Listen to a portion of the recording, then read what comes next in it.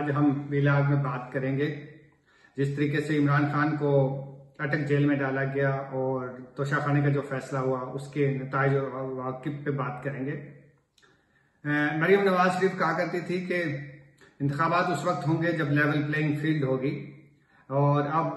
जो फैसला जज जलावत साहब ने किया वो लेवल प्लेइंग फील्ड है। यानी मतलब ये हुआ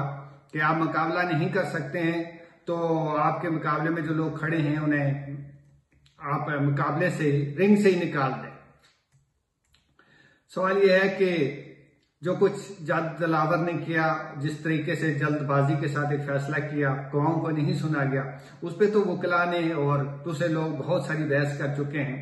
मैं उसके हवाले से बात नहीं करना चाहता। मैं सिर्फ इतना कहना चाहता हूं कि तारीख जो है इमरान खान को एक बहुत बहादुर सियासतदान के तौर पर याद रखेगी, जिसने तमाम तर मुश्किलात के बावजूद पाकिस्तान में रहना गवारा किया। ये ऑप्शन सारे उनके लिए खुले थे कि वो मुल्क से बाहर चले जाते, जैसे कि नवाज शरीफ साहब 2 दफा मुल्क से बाहर फरार हुए और मुख्तलिफ डील करके पाकिस्तान से निकल गए थे। इस तरह वो भी कर सकते थे। अदालत के फैसले के बारे में मैं सिर्फ इतना कहूंगा कि जिस तरह से जुल्फकार अली भुट्टो के अदालती कत्ल को लोगों ने आज तक कबूल नहीं किया और जुडिशरी अदलिया के माथे का ये जो है कलंक का एक टीका उनके लिए बन गया था, इसी तरह से जज दिलावर का ये फैसला भी जो है इसको न सिर्फ शहरी कबूल नहीं करेंगे बल्कि तारीख में भी इसे एक बदतरीन दिन के तौर पे फैसले के तौर पे याद रखा जाएगा। और 5 अगस्त को जो है जो जज दिलावर का जो फैसला आया 4 अगस्त को, उसको एक स्याह दिन के तौर पे याद रखा जाएगा और शायद मैं नहीं समझता कि कोई इसे कबूल करेगा। वक्ती तौर पे तो सरकारी अफसरान जो हैं उनका मंसूबा कामयाब हो गया। इमरान खान जो है कुछ मुद्दत के लिए जेल चले गए हैं, लेकिन उन्हें याद रखना चाहिए कि इस तरह के फैसलों के मुल्की सियासत के ऊपर, माशरत के ऊपर, महीशत के ऊपर बहुत तवील मुद्दी जो है वो असरात होते हैं। पाकिस्तान की अदालतों को पहले ही लोग जो हैं ताकतवर लोगों की जेब की घड़ी और हाथ की छड़ी करा दिया करते थे। अब इस फैसले से इस तासर के ऊपर एक और मोहर तस्दीक सब्त हो गई है। इमरान खान का अब क्या मुस्तकबिल होगा, ये बहुत अहम सवाल है। सबसे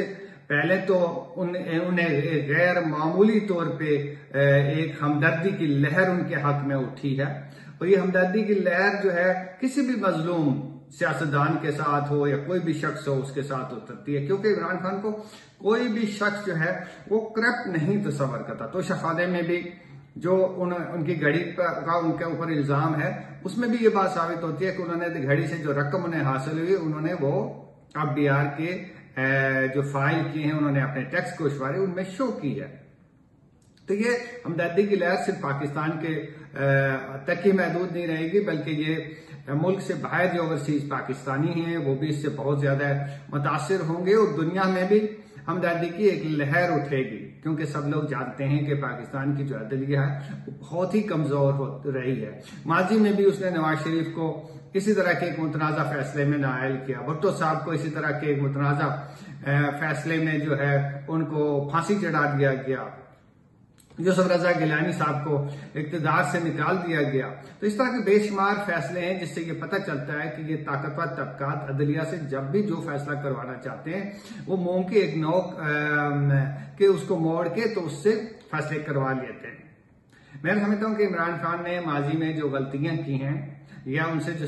गलत सियासी फैसले हुए हैं या उनके दौर में लोगों के साथ जो ज्यादतियां हुई हैं वो अब इस अटक जेल जाने के बाद इमरान खान को लोग उन गलतियों को, उनके खताओं को फरामोश कर देंगे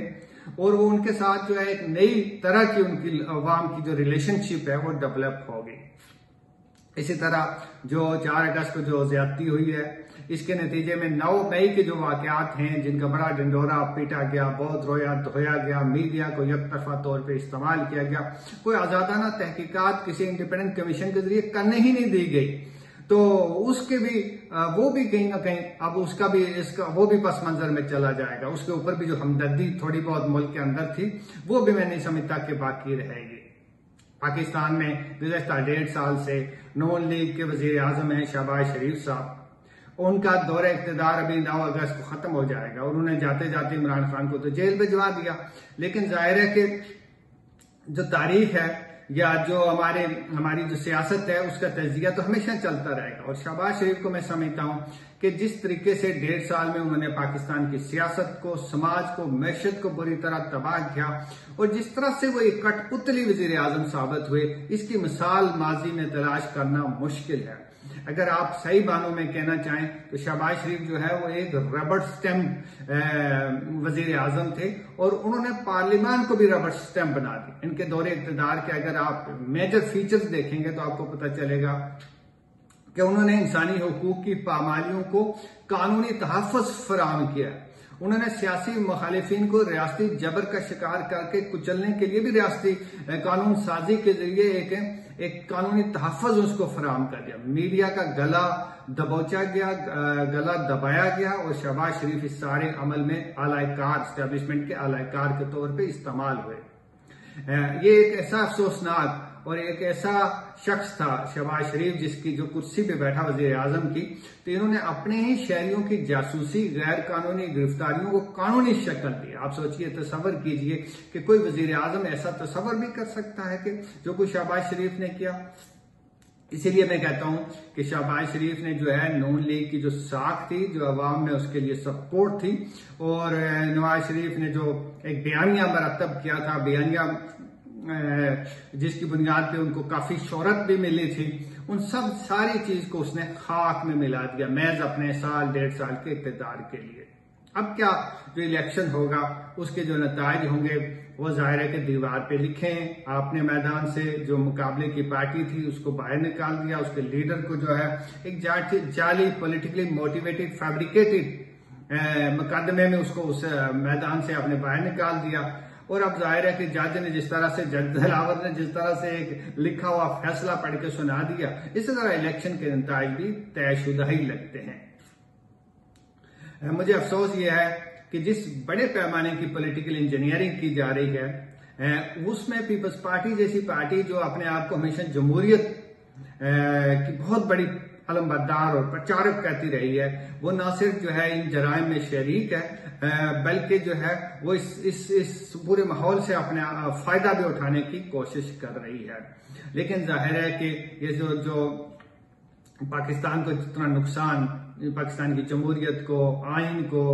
और इसके दस्तूरी ढांचे को, इंतजामी ढांचे को गुज़श्ता 1.5 साल में जिस तरह शहबाज शरीफ की हुकूमत ने, पीडीएम की हुकूमत ने कमजोर किया है, अब इसके लिए एक बहुत लंबी जद्दोजहद करना पड़ेगी जमहूरी कुव्वतों को, सिविल सोसाइटी को और मीडिया को, कि फिर वो दोबारा रीगेन कर सके अपनी स्पेस, जो स्पेस जो है इस 1.5 साल के अंदर जाया कर दी गई या हमारे हाथ से निकली है। इमरान खान जो है वो जेल में रहेंगे। इंडिया में अभी आपने देखा होगा कि राहुल गांधी को एक अदालत ने लोअर कोर्ट से, इसी तरह से मोदी ने एक बड़े तरीके से उनको नायल करवा दिया हत्या की इज्जत के मुकदमे में। फिर गुजरात के हाई कोर्ट से भी उनको जो है नायल करवा दिया।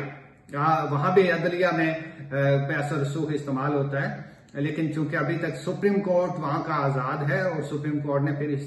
इस सारे फैसले को फौरी तौर पे कल ही की ये खबर है कि राहुल गांधी की रुकनियत बहाल कर दी और हाई कोर्ट के इस फैसले को कलादम करार दिया। अगर हमारी आला अदलिया में जान हुई, दम हुई, कोई हिम्मत हुई उनके अंदर और कानून, आइन और इन चीजों की कोई पासदारी हुई, तो मुझे पूरा यकीन है कि इमरान खान के खिलाफ जो फैसला आया है वो इसको नल एंड वाइड कर देंगे और इमरान खान दोबारा इलेक्शन में सामने आ जाएंगे। इंशाल्लाह हम इस मौजू पे अगले व्लॉग्स में भी बात करते रहेंगे, क्योंकि ये एक ऐसी स्टोरी है कि पाकिस्तान की सारी जो सियासत है वो इमरान खान के गिर्द घूमती है। आप मीडिया देख लीजिए, सोशल मीडिया देख लीजिए, इंटरनेशनल मीडिया देख लीजिए, या फिर इमरान खान के मुखालिफिन के ऊपर जो उनकी हैबत है उससे भी आप अंदाजा कर लीजिए कि पाकिस्तान की सियासत का मरकज और महवर जो है वो अगले कई सालों तक इमरान खान ही रहेंगे, चाहे वो जेल में हो या जेल से बाहर हो। वो अपने मुखालिफिन के आसाब के ऊपर जिस तरीके से सवार हैं, मुझे लगता नहीं है कि बहुत जल्दी जो है ये स्टोरी, ये किस्सा, ये कहानी इमरान खान की खत्म हो सकती है।